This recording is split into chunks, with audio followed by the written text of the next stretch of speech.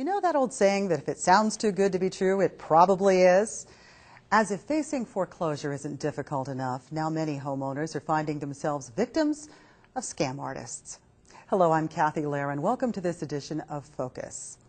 In our continuing efforts to provide you with current information about ways to avoid foreclosure, CET and 91.7 WVXU are partnering with many of Greater Cincinnati's trusted community resources to provide a series of programs that will give you valuable information about the topic. The stories are heartbreaking. An elderly woman falls behind in mortgage payments. Then one day she sees a sign on her way to the grocery store. Financial assistance for debt reduction. No one refused. After paying a hefty fee to register with the agency, she doesn't get any help with her mortgage and falls deeper in debt. How do you spot these scam artists, and what is our government doing to stop them? Our special guest today to discuss foreclosure fraud, Ohio Attorney General Richard Cordray, and Senior Attorney at the Legal Aid Society of Southwest Ohio, Noel Morgan. Thank you both for being with us today. Pleasure. Across the state, Richard, what are we seeing when it comes to foreclosure fraud? Well, we've seen an explosion of foreclosures from about 15,000 a year back in the mid-90s to over 80,000 a year each of the last 3 years. So there's a lot of trouble out there, a lot of people in trouble, a lot of people increasingly desperate about keeping their homes. And the predators see that as well. And that to them is a target population of vulnerable people, potential victims, and they have been coming in with aggressive, creative schemes that look good on their face about how they will help you stay in your home. This is a set of scams that we didn't see at all 2 years ago, and now we're seeing an explosion of what we call foreclosure rescue schemes. They will promise to help you stay in your home. They want payment up front. They want access to your personal financial information. In some cases, they want you to divert your mortgage payment to them. The common element here is that very often when there's upfront payments asked for, you don't get services delivered. You end up worse off than you were before. And it's disgusting, but it is a real fight that we're in around the state to try to head this off and discourage people and deter them from engaging in this behavior. Is this something that's been going on all across the country? All across the country, yes. A lot of it's on the internet, and of course that knows no boundaries, or by phone or by mail, so it can happen from anywhere. Last week the lawsuit we filed was against a California company that was operating in Ohio and other states. We are working increasingly with our fellow state attorneys general to head off these things in a multi-state way, but it is a tough problem. There's an awful lot of activity, and we're chasing it. Now, what are we seeing locally? Well, locally, it's that type of operation that we have seen the most of, and it's, you know, if you just kind of describe what happens, the individual, the homeowner, when he's sued in foreclosure court, it becomes public record. And so the rescue operation has somebody to go to the courthouse or to get on the internet and every day or every week pull down the names of all the homeowners who've been sued in foreclosure. They then mail out letters that promise the moon. We guarantee we can save your house. We'll provide you an attorney. We'll provide you our skilled negotiators. We'll negotiate with your lender. You don't have to lose your house. And all it will cost you is, well, they don't tell you in their initial thing what it's going to cost you. And typically, they invite you to call. You call them, and you then get a visit at your home. And the salesman comes to your home, makes a pitch, closes a deal, and you pay them somewhere. Typically, it's been between $850 and $1,150. And for that, you're supposed to get an attorney, and you're supposed to get this great crew of negotiators who are going to work with your lender.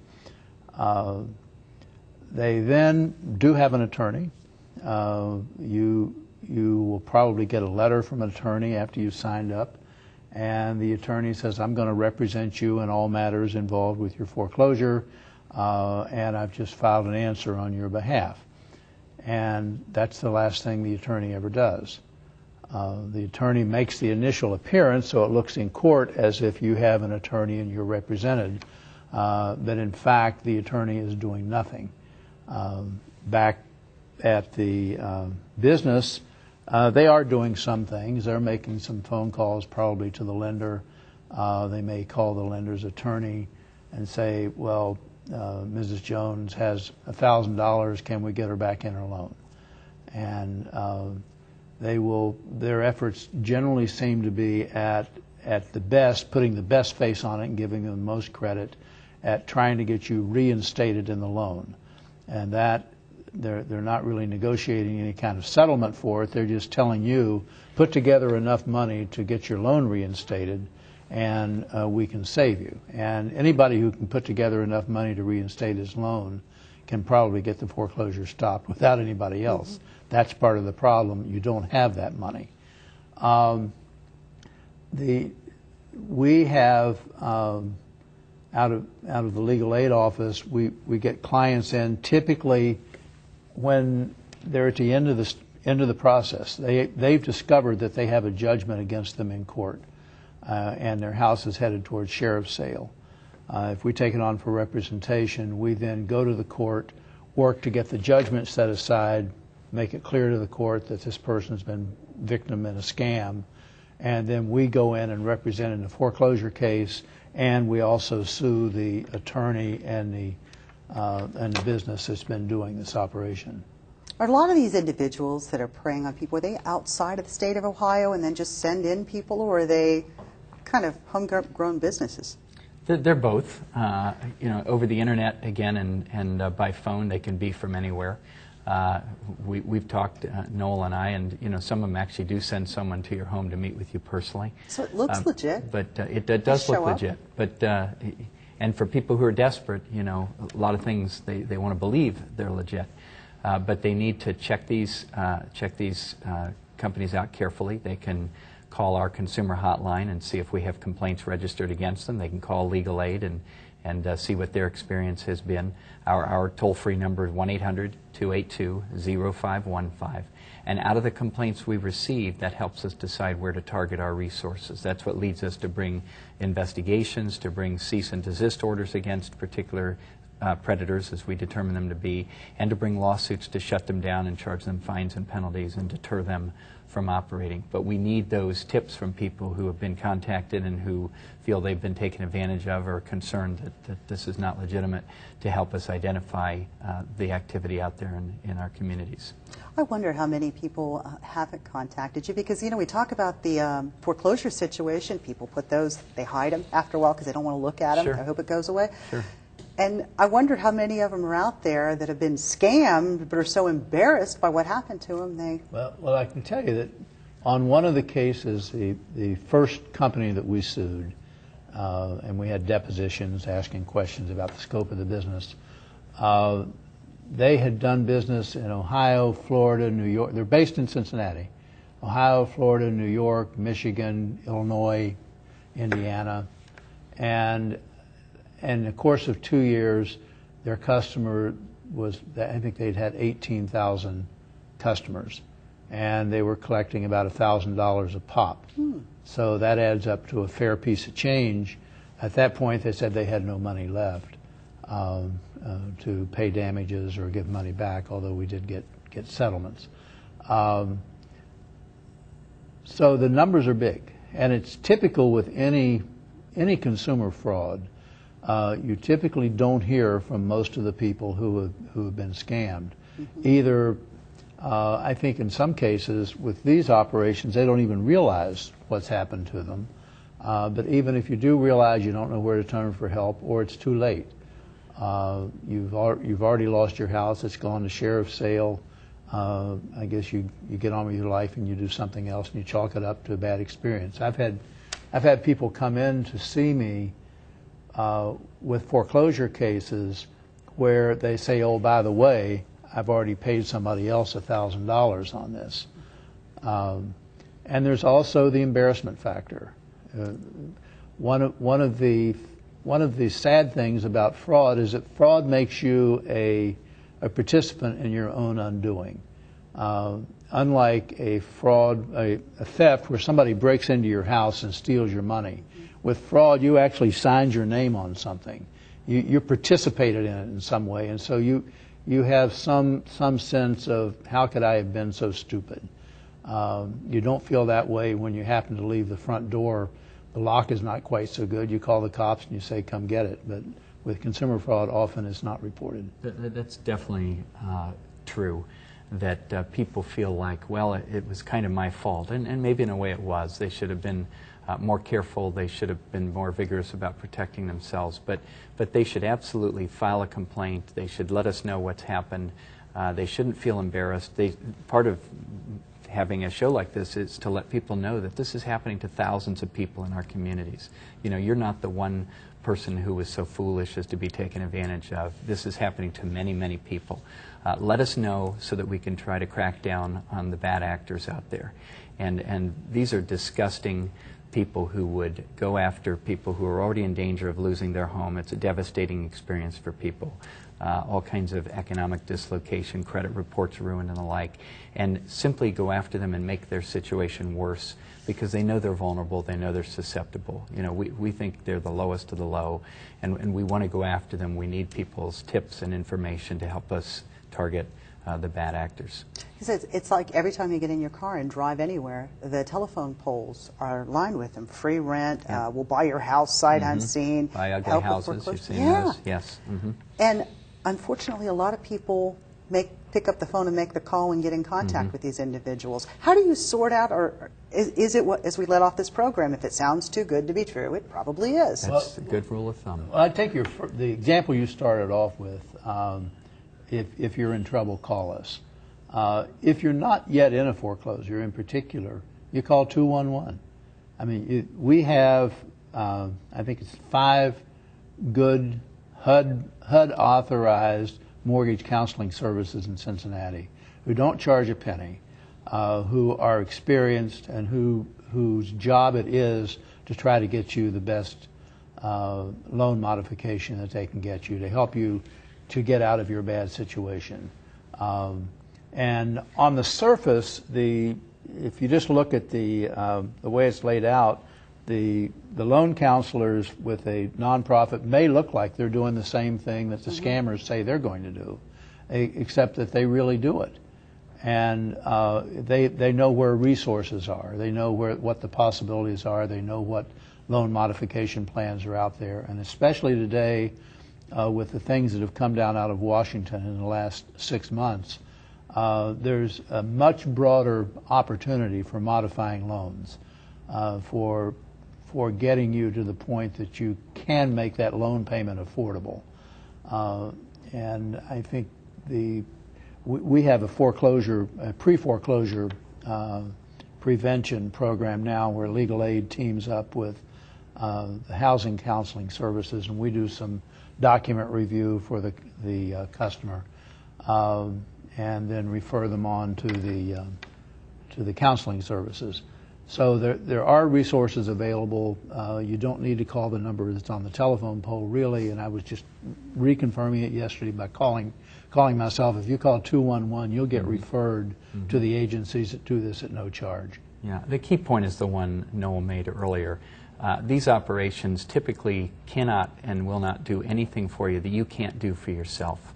So the notion that you should pay them money up front to get their help, that's the red flag, we think. Go to 211, get help from our local community groups, get some perspective on these people who are looking to take more of your money, and you will be much better off than if you get into one of these scams. How aggressively is your office going after these individuals and these scammers? Very aggressively. As I said, this problem didn't really exist 2 years ago, but we have identified it as a priority for us based on all the explosion of complaints we've received this year. We have filed at this point dozens of cease and desist orders. We are glad to have our good partners in the communities around the state, the legal aid people who also bring actions because, frankly, we can't keep up with it all with our resources. And we have been increasingly bringing lawsuits to shut people down. The courts have been receptive to that. If we can identify repeat offenders, we have mortgage fraud task forces around the state.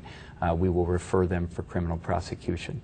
But it's a matter of getting enough word and enough concern and fear out there that some of these people stop operating because they know that there's a real chance they'll be caught and there will be consequences. That's the message, as with any fight against crime, that we're trying to get across. You can close them down, but the people that paid them the money, realistically, what are the odds of them getting that money back? We work to help them get their money back. If that money has already gone through and been spent, there may not be money left. But wherever we can. Last year, in all consumer complaints, we managed to get between $3 and $4 million back for people. And Noel can talk about some of his cases where they've been able to get refunds for people, at least of money out of pocket. Well, the difference is the Attorney General is representing the state, and we represent individual consumers. And so our chances of getting money back in an individual lawsuit are much greater. We're generally looking for better than, we're not satisfied with just getting the $800 back. There's been harm done to this consumer. We're looking for some damages. And so we file complaints that are asking for $25,000. And we may not see that much, we may see more than that. So on an individual basis, just getting the feedback is probably the least of it. I think the more of it is getting the operation stopped and getting punitive damages out of these cases that actually punish them as an example that this isn't the kind of business that you want to be operating. Although I do want to add that on our consumer helpline, Noel, and your clients should know this, we do work individual cases. Right. We do investigations. We responded to more than 30,000 complaints over the telephone or internet last year, and we will work to get people's money back. Having worked those cases, that provides the raw data for us to decide whether we need a broader investigation of that particular target because there's a pattern of abuse, and that leads us to our lawsuits and otherwise. But we do help individuals get their money back. You can feel free to refer people to us because I know that you, like us, can't bring all the cases you'd like to bring, right. But these people do need time and attention. Is there any specific age group they seem to be targeting, or is it across the board? We find that fraud very often may be targeted at the elderly, who are often vulnerable, maybe isolated, and maybe, failing a little bit in being able to keep up with their obligations. But here, the foreclosure crisis is so broad and so across the board that there's all kinds of people being targeted. Young parents of families who got into a bad loan, and now 2 years later the payment has ballooned and they weren't ready for that, or their house has diminished in value and it's not worth what the loan is.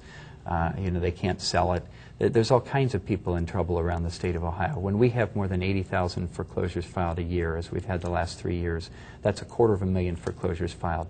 Many more people behind on a payment or 2 or 3 and in danger of potentially having a filing. That's a broad cross-section of Ohio that is vulnerable here. I could ask, is there a light at the end of this tunnel from what you're saying? As Noel said, one of the things that's been encouraging is that we're finally getting some real action from the federal government. The Making Home Affordable program that the Obama administration has put together is a step in the right direction. I have felt it is not enough. They're providing financial incentives to rework loans, which will help people stay in their homes. I was at a meeting out at the Justice Department in Washington last week, and a very hopeful meeting because U.S. Treasury has gotten the message that that isn't enough, and they're going to have to add to the carrot some stick with these loan servicers to push them to do more loan modifications. Here in Ohio, we haven't been satisfied with their efforts either, and we have been preparing, and we will be bringing lawsuits against some of the loan servicers because we believe they've made promises to their customers about reworking loans, and they haven't delivered on those promises. And we think that's a violation of the consumer laws here, and we're going to be providing that leverage to try to get them to step up to the plate more. The trouble we've had is we had a problem created over several years by a bunch of bad loans made in Ohio. There was aggressive financing, a lot of it from Wall Street. We had very little regulation in this state. We now have much tougher rules. Senate Bill 185 passed 2 years ago. A lot of that bad lending isn't occurring now, but we're working through the wreckage of a lot of bad loans that are now working through the process. On top of that now is a different problem, the economic recession. A lot of people losing their jobs, a lot of people getting their pay cut and having a harder time keeping up. So you have a 1-2 punch here. Until the economy begins to improve, until those bad loans have worked through the system, unfortunately we'll continue to have high numbers of foreclosures for at least another year or two, hopefully beginning to subside. All of our efforts that we're making, we hope are making a dent in the problem, but it is a huge problem, and it is the biggest, in my view, the biggest economic drag on Ohio. We believe that the economic recovery will begin in our communities when foreclosures stop. That's why we're being so aggressive about working this problem. No, and talking to you before we began taping this program, we were talking about so many homeowners actually finding themselves being renters in their own homes. That happens, and it's not happened as much in our area yet as it's happened in other parts of the country, and I'm not quite sure what the dynamics of it are. But one of the variations on the mortgage rescue is basically where the scammer comes in and takes over the deed to your property and says he'll take over your mortgage. And there are variations on it, but one will be that they don't really take over the mortgage, and you're still going to wind up losing the house, and you may have paid some money to the scammer to do it. But another is that they do somehow, they get a loan, take over your mortgage, you become a renter, and the promise is that you're leasing to buy your house back, and you have some kind of lease with an option to buy. And at the slightest excuse, you're going to find yourself in eviction court being evicted from what you think of as your home, but it actually belongs to Joe Scammer here, who's the guy who's taken it. And I have one case in court that involves something like that. I know out in California it's very big. Mm-hmm. When they talk about foreclosure rescue, that's what they're talking about in those markets. And who knows, we could see that as the next wave here. That's what I always fear is what is on the telephone pole may be the story behind that, may be that kind of scam. When you ask about light at the end of the tunnel, one of the things is, I used to say that the people who were mortgage brokers 3, 4, 5 years ago, when all this really got going on the foreclosure, on the predatory mortgage lending, they went to that business out of aluminum siding. Now the people who are getting into foreclosure rescue, I think, are often the people who were mortgage brokers because you can't make mortgages anymore, so you help people get out of the mortgages. And they'll move on to another one when the opportunity comes up. Do you see how disgusting that is? The people who brought us all these bad loans to begin with put people in bad loans. Now they're offering for a further fee to help them rework those bad loans that they got them in the first place. So that's really not a good job recommendation for that function. There's a different point I want to make as we're talking a little bit about renters, and this is very important for your viewers to know, is that there are new strong protections under federal law. If you are somebody who doesn't own your own home and live in it, but instead you rent a home from someone else who owns it, it used to be the case that if there's a foreclosure against the owner, you may not know a thing about it, and you would be ousted when they were foreclosed upon, even though you may have been paying your rent faithfully and doing everything right from your standpoint all along. Under the new federal law, it's already effective, it's already taken effect. You have rights if you're a renter. If there's a foreclosure, you cannot be ousted without 90 days notice. So they can't just show up at the door and tell you to go. That's exactly right. And people need to know this. If it's happening to them, they need to assert themselves and get help from legal aid or from local community groups. We're trying to educate the public officials who have to deal with ousters so that they know. The other thing is, if someone, if that house is foreclosed upon, and the owner doesn't choose to move in themselves, then they will have to honor your lease in almost all circumstances. So not even just 90 days notice, but you'll have through your lease, your contract will be honored. It's very important for people. Foreclosures not only are economically difficult, ruin credit, but they're personally devastating to people. They're upsetting their lives right in the middle. Finding a new living situation isn't necessarily easy. You might lose your rent deposits and all those other things. If you have children in the schools, they might be totally disrupted in the middle of the year. Plus, this is your personal place that, you know, even as a renter, you may have lived in that home for many years. You regard it as your home. It is your home. It's where you sleep. It's where you have your family. And for people to have more certainty and to not be disrupted on a moment's notice, we think is incredibly important. We commend the Congress who really stepped up to the plate. But unless people know about their rights, unless you know to assert yourselves, we want to make sure that you're not victimized by an immediate ouster. Well, that's a tough thing when you're feeling so vulnerable and so down in that type of a situation. It's hard to... Yeah, and one of the way it's working now is that all too often it's the owner after sheriff's sale is a bank. It's Wells Fargo, it's Countrywide, it's J.P. Morgan, Chase Trust. They take possession, and then they send the tenant a letter that says, you are occupying without any color of law, we want you out. And they file it in municipal eviction court. And so what we are doing, and we're urging people, if you're in that situation and you've got an eviction notice from a bank, that certainly call our office, because we're trying to make sure the courts know about the new law. But as recently as last week, we had 3 people who were evicted by banks who shouldn't have been evicted because they hadn't gotten proper notice. Bill, I'm just curious, how many foreclosure-related calls are you getting, say, at a typical week right now? I don't even know. Fortunately, I'm not on the end that answers the calls coming in. We get a lot. We turn down a lot. As I say, we are doing the pre-foreclosure work, and that's people who foreclosures haven't been filed yet. And I know we did a telethon here January, I think. And it seems like there was something like 1,500 calls, something like that came in, a large number of intakes. And so we're still working through the intake that we got from that. On those are cases that we do a workup, and then we're working with the homeowner counselors. And unfortunately, by the time we get through with that, they may no longer be a pre-foreclosure case. We're then looking at them for foreclosure work. Richard, bottom line, message to those who are thinking about coming into Ohio to prey on people? We are going to fight you tooth and nail, and I will say that our legal aid partners around the state who have been active in this fight help us do a much better job.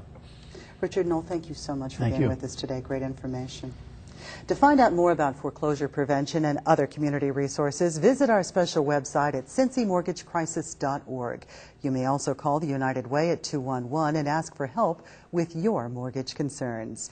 If you would like to watch this and other Focus episodes again on demand, you can do so at our website, cetconnect.org/focus. Thank you for watching. I'm Kathy Lair. See you next time.